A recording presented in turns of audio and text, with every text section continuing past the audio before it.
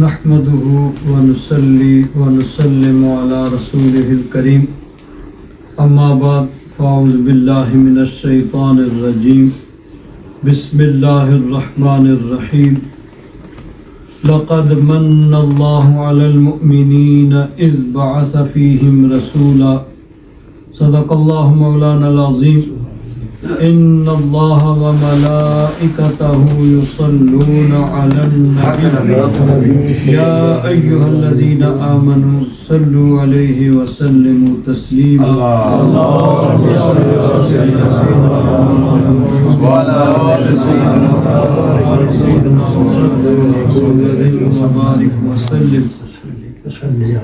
حضرات گرامی، حضرت قبلہ قاری صاحب کا بیان آپ نے سماعت فرمایا. حضرت قبلہ قاری صاحب کا ماشاءاللہ ایک مخصوص انداز ہے اور اپنے مخصوص انداز میں بیان فرماتے ہیں. اللہ تبارک و تعالیٰ صحت و سلامتی عطا فرمائے، اللہ تبارک و تعالیٰ سلامت رکھے. میں نے قرآن مجید فرقان حمید کی ایک آیہ مبارکہ کا قصہ تلاوت کیا ہے. اللہ تبارک و تعالیٰ ارشاد فرماتا ہے لقد من اللہ علی المؤمنین، بے شک اللہ تبارک و تعالیٰ نے مومنوں پر احسان فرمایا. اذ بعث فیہم رسولا، جبکہ ان میں ایک بڑی شان والا رسول مبعوث فرمایا. اللہ تبارک و تعالیٰ نے انسان کو بے شمار بے حد و بے حساب نعمتیں عطا فرمائی. اتنی نعمتیں ہیں کہ اللہ تبارک و تعالیٰ نے قرآن پاک میں 2 جگہ ارشاد فرمایا وَإِن تَعُدُّوا نِعْمَةَ اللَّهِ لَا تُحْصُوهَا، اگر تم اللہ تعالیٰ کی نعمتوں کو گننا چاہو، شمار کرنا چاہو تو نہیں گن سکتے. انکاؤنٹیبل نعمتیں ہیں اللہ تبارک و تعالیٰ کی. حتیٰ کہ ہم جب سانس لیتے ہیں، سانس اندر جاتا ہے باہر آتا ہے، اس میں بھی اللہ تعالیٰ کی 2 نعمتیں ہیں. سانس کا اندر جانا نعمت ہے، کیونکہ سانس اندر نہیں جائے گا تو انسان کی موت واقع ہو جائے گی. سانس کا باہر آنا یہ بھی اللہ تعالیٰ کی نعمت ہے کہ سانس باہر نہیں آئے گا تو پھر بھی انسان کی موت واقع ہو جائے گی. تو اللہ تبارک و تعالیٰ کی نعمتیں جو ہیں وہ ان تل بار نہیں گن سکتے. لیکن کسی نعمت پر اللہ تبارک و تعالیٰ نے یہ نہیں فرمایا کہ میں نے تمہیں یہ نعمت دی ہے تو میں نے تم پر احسان کیا ہے. لیکن جب اللہ تبارک و تعالیٰ نے اپنے محبوب کو بھیجا تو ارشاد فرمایا، بھیجنے کا ذکر بعد میں ہے، پہلے احسان کا ذکر فرمایا. لقد من اللہ، بے شک اللہ تعالیٰ نے احسان فرمایا. کس پر؟ علی المؤمنین، مومنوں پر احسان فرمایا. کیا؟ اذ بعث فیہم رسولا من انفسہم، کہ جب انہی میں سے ایک رسول ان میں بھیج دیا. تو حضور کی تشریف آوری اللہ تبارک و تعالیٰ کی سب سے بڑی نعمت ہے. اللہ تعالیٰ کی نعمتیں بے حد و بے حساب ہیں، بے شمار ہیں، گنی نہیں جا سکتی. لیکن سب سے بڑی نعمت حضور نبی کریم صلی اللہ علیہ وسلم کی تشریف آوری ہے کہ حضور اس دنیا میں تشریف لائے. اس سے بڑی اللہ تبارک و تعالیٰ کی کوئی نعمت نہیں. اور جب حضور اس دنیا میں تشریف لائے تو اللہ تبارک و تعالیٰ کی کائنات میں ہر چیز نے جشن منایا. فرشتوں نے حضور کی آمد کی خوشی منائی، جانوروں نے، شجر و حجر، ہر چیز نے اللہ تبارک و تعالیٰ کی اس نعمت پر خوشی منائی، اللہ تبارک و تعالیٰ کا شکر ادا کیا. لیکن ایک جگہ صفحہ ماتم بچھ گئی. صفحہ ماتم جانتے ہو کیا کہتے ہیں؟ جب میت پڑی ہوئی ہوتی ہے تو لوگ بیٹھتے ہیں پڑھنے کے لیے. ڈچ میں کیا کہتے ہیں، آپ کی زبان میں اس کو فاتحہ کے لیے جب بیٹھتے ہیں افسوس منانا غاوا جب کوئی آدمی فوت ہو جاتا ہے تو لوگ مسجد میں اس کی باڈی رکھی ہوئی ہوتی ہے، لوگ بیٹھے ہوئے ہوتے ہیں، ہاں اس کو اردو میں کہتے ہیں صف ماتم بچھی ہوئی، کیونکہ لوگ صف بچھا کے نیچے بیٹھتے تھے، تو کسی کے مرگ پہ، کسی کے فوت ہونے پہ لوگ بیٹھتے ہیں تو وہاں کیا ہوتا ہے، لوگ بڑے سیریس ہوتے ہیں، سنجیدہ ہوتے ہیں، رو رہے ہوتے ہیں، کوئی لطیفہ وہاں پہ نہیں ہوتا، کوئی ہنستا نہیں ہے، کوئی اور فضول بات نہیں کرتا ہے، تو صف ماتم بچھ جاتی ہے۔ تو ہر جگہ تو خوشی منائی جا رہی ہے حضور نبی کریم صلی اللہ علیہ وسلم کی تشریف آوری پر، لیکن ایک جگہ صف ماتم بچھی ہوئی ہے، کہاں پہ؟ ابلیس شیطان کے گھر میں، شیطان کے ہاں صف ماتم بچھ گئی، شیطان رو رہا ہے، چیخ رہا ہے، چلا رہا ہے۔ حدیث پاک میں ہے کہ ان ابلیس لعنہ اللہ رن اربع رنات، 4 مرتبہ ابلیس شیطان جو ہے وہ چیخ کر بلند آواز سے رویا۔ ایک ہوتا ہے رونا جس کو آپ ہولن کہتے ہیں، اور ایک ہوتا ہے بلند آواز سے، میں ہوخے خلود ہولن، اس کو کوئی خاص لفظ ہوگا، اونچی آواز سے رونا، چیخنا، چلانا، پیٹنا۔ تو شیطان نے 4 دفعہ وہ چیخ کر پیٹ کر رویا ہے۔ کون سا؟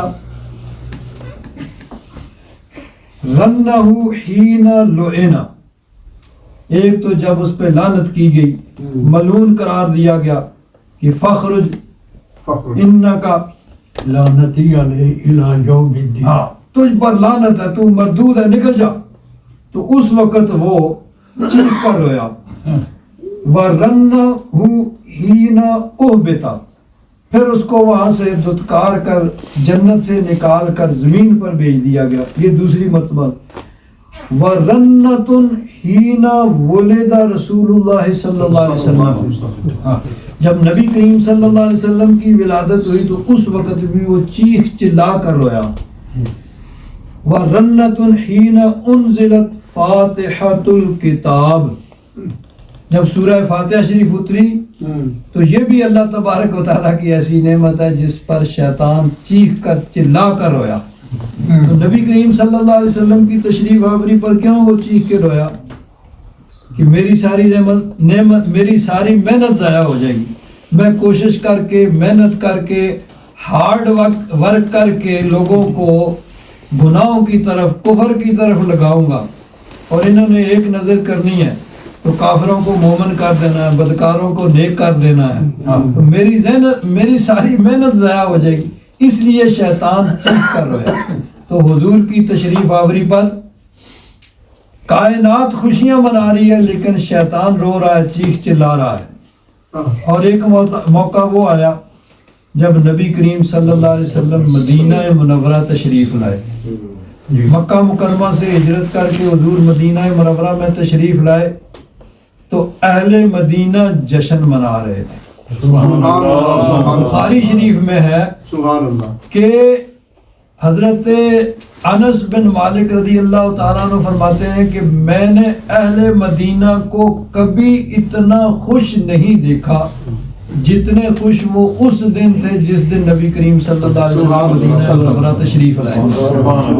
تو حضور کی تشریف آوری پر اہل مدینہ خوش ہیں، جشن منا رہے ہیں، ینادون یا محمد یا رسول اللہ، یا رسول اللہ کے نعرے لگا رہے ہیں۔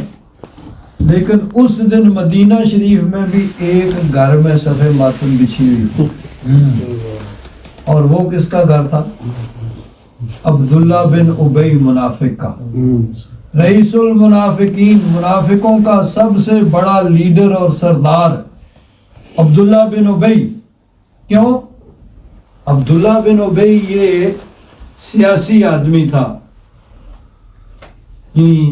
ادھر لگانا ادھر، لوگوں کو ادھر ادھر کر کے، جس طرح سیاسی لوگوں کا کام ہوتا ہے۔ قاری صاحب فرما رہے تھے کہ پالیٹیشین جو ہوتے ہیں ادھر سے ادھر لڑا کے، ڈیوائیڈ اینڈ رول، وہ لوگوں کو آپس میں تقسیم کرتے ہیں، لڑاتے ہیں اور خود ان پہ حکمران بن جاتے ہیں۔ تو یہ سیاسی آدمی تھا، لوگوں میں اپنی فضا ہموار کر۔ تو مدینہ شریف میں حضور کی تشریف آوری سے پہلے باقاعدہ کوئی حکومت نہیں تھی. 2 قبیلے تھے، اوس اور خزرج کے، ان کے اپنے اپنے سردار تھے، وہی ان کے حاکم سمجھے جاتے تھے. اور یہودیوں کے 3 قبیلے تھے، ان کے اپنے اپنے سردار تھے. کوئی باقاعدہ حکومت وہاں پہ نہیں تھی. اس نے لوگوں میں رستہ ہموار کرنا شروع کیا کہ مجھے یہاں کا بادشاہ مان لیا جائے. آہستہ آہستہ خدا ہموار کرتا رہا، لوگ تیار ہو گئے. لوگوں نے کہا چلو بھائی ٹھیک ہے، ایک آدمی سمجھدار ہے، بڑا چالاک ہوشیار ہے، اس کو بادشاہ بنا لیتے ہیں. ایک تاج تیار کیا جا رہا تھا سونے کا. تو وہ کراؤن جو سونے کا سونار کے پاس تیار ہو رہا تھا کہ اس کی تاج پوشی ہونی تھی اور اس کو مدینہ شریف کا بادشاہ مانا جانا تھا. ادھر سے نبی کریم صلی اللہ علیہ وسلم کی تشریف آوری ہوگی. حضور کی تشریف آوری سے اس کی وہ ساری امیدوں پہ اوس پڑ گئی. وہ دری کی دری رہ گئی، بھئی اب تیری حکومت ختم، اب سب بادشاہوں کے بادشاہ، سب بادشاہوں کے آقا تشریف لے آئے. تو اس کو بڑا دکھ تھا کہ ان کی آمد کی وجہ سے میری حکمرانی جاتی رہی اور میں بادشاہ بننے والا تھا. تو اس کے گھر میں بھی صفحے ماتم بچھی ہوئی تھی، اس کو بڑا دکھ ہوا. اسی وجہ سے اس نے ہمیشہ مخالفت کی اور ہمیشہ اس نے تکلیف پہنچائی اور ہمیشہ دکھ پہنچائے. تو حضور اس دنیا میں تشریف لائے تو کائنات نے خوشی منائی، شیطان کو دکھ ہوا، شیطان کے گھر میں صفحے ماتم بچھ گئی. حضور کی مدینہ منورہ میں تشریف آوری ہوئی، اہل مدینہ خوشیاں منا رہے ہیں، لیکن عبداللہ بن ابی رئیس المنافقین کے گھر میں صفحے ماتم بچ گئی. آج بھی جب ربیع الاول شریف کا مہینہ آتا ہے تو اہل محبت حضور کی تشریف آوری پر اللہ تبارک و تعالیٰ کا شکر ادا کرتے ہیں، محافل سے جاتے ہیں، اور کچھ لوگوں کے گھر میں صفحے ماتم بچ جاتی ہے. ان کو دکھ ہوتا ہے کیونکہ حضور کیوں تشریف لائے. تو حضور کی عداوت، ان کے دشمنی ان کے دلوں میں ہے جو اس بات پہ مجبور کرتی ہے. اہل محبت و اپنے آقا کی تشریف آوری پر اللہ تبارک و تعالیٰ کا شکر ادا کرتے ہیں. اللہ تعالیٰ نے قرآن پاک میں حکماً ارشاد فرمایا، حکم دیا، قل محبوب ان سے فرما دو، بفضل اللہ و برحمتہ فبذالک فلیفرحوا، جب اللہ کی رحمت اور اس کا فضل ملے تو تم خوش ہو، خوشی کا اظہار ہونا چاہیے.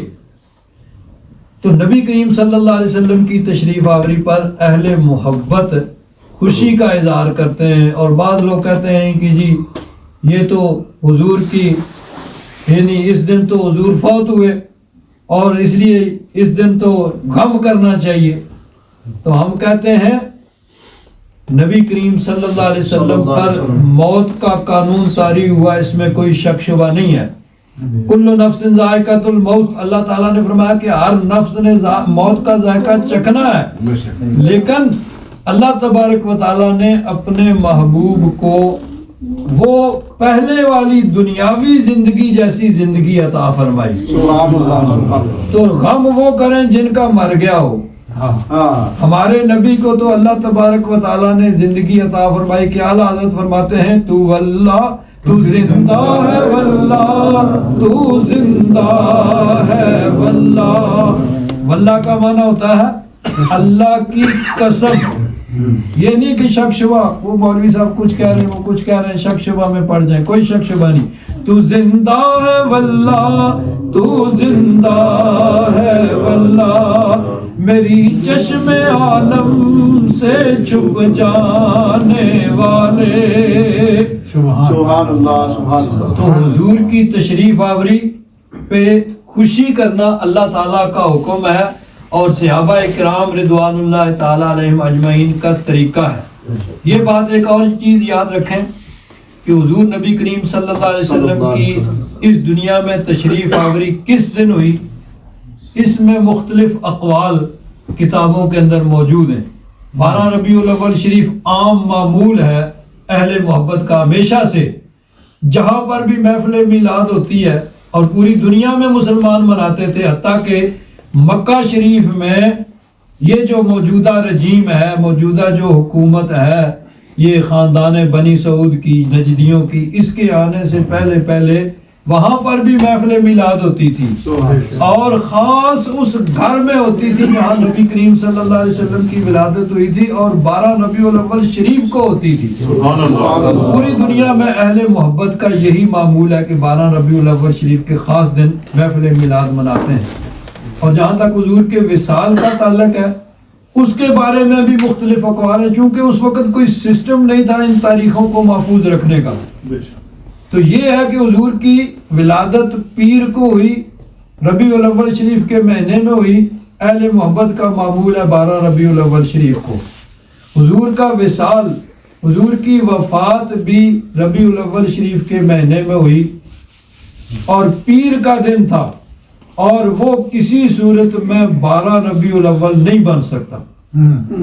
اس لیے میں نے آن ایئر یہ چیلنج کر رکھا ہے کہ اگر کوئی آدمی یہ ثابت کرے تحقیق کے ساتھ کہ نبی کریم صلی اللہ علیہ وسلم کے جب وصال ہوا تو 12 ربیع الاول شریف تھی، میں اس کو وہ انعام دوں گا جو وہ مانگے گا، منہ مانگا اس کو انعام دوں گا، کیونکہ یہ امپاسبل ہے، ناممکن ہے۔ اس لیے کہ پیر کے دن حضور کا وصال یہ کنفرم ہے، اس میں کوئی اختلاف نہیں۔ تو نبی کریم صلی اللہ علیہ وسلم نے حج کیا تھا 9 ذی الحجہ جمعہ کو تھا، جمعہ کے دن 9 ذی الحجہ، یہ بھی کنفرم ہے، جس میں کوئی اختلاف نہیں۔ اب 9 ذی الحجہ ذی الحج کا مہینہ گزرا، محرم گزرا، سفر گزرا، ربیع الاول شریف کے مہینے میں پیر کے دن حضور کا وصال ہو گیا۔ اب 9 ذی الحجہ سے آپ بے شک حساب لگا لیں۔ عام طور پر کیا ہوتا ہے، 2 مہینے 29 کے 1 30 کا ہوتا ہے 3 میں سے، یا 2 30 کے 1 29 کا ہوتا ہے۔ لیکن اگر تینوں مہینے 29 کے نیخن تک کے شمار کیے جائیں، یا تینوں دفتر کے بھی شمار کیے جائیں، چاروں صورتوں میں کسی بھی صورت پیر کا دن 12 ربیع الاول شریف بن ہی نہیں سکتی۔ سبحان اللہ۔ اس لیے حضور کا وصال 12 ربیع الاول شریف کو ہوا ہی نہیں ہے۔ باقی حضور نبی کریم صلی اللہ علیہ وسلم کی اس دنیا میں تشریف آوری بھی ہمارے لیے رحمت ہے۔ حیاتی خیر لکم ومماتی خیر لکم، حضور نے فرمایا میرا دنیا میں آنا بھی تمہارے لیے رحمت ہے، اور میرا اس دنیا سے تشریف لے جانا بھی میری امت کے لیے خیر ہی خیر اور بھلائی ہی بھلائی۔ اللہ تبارک و تعالیٰ اپنا فضل اور کرم فرمائے۔ اگر اجازت ہے تو میں 2-3 اشعار نعت شریف کے پیش کر دوں انشاءاللہ۔ حرمین طیبین حاضری کے لیے جا رہا ہوں، اللہ تبارک و تعالیٰ کو منظور فرمائے، اللہ تبارک و تعالیٰ سفر مبارک کرے، کرم اور فضل فرمائے۔ ہم سب کے لیے دعا کرنا۔ ایک روز ہے، ایک روز ہوگا جانا سرکار کی گلی میں، ہوگا کبھی ٹھکانہ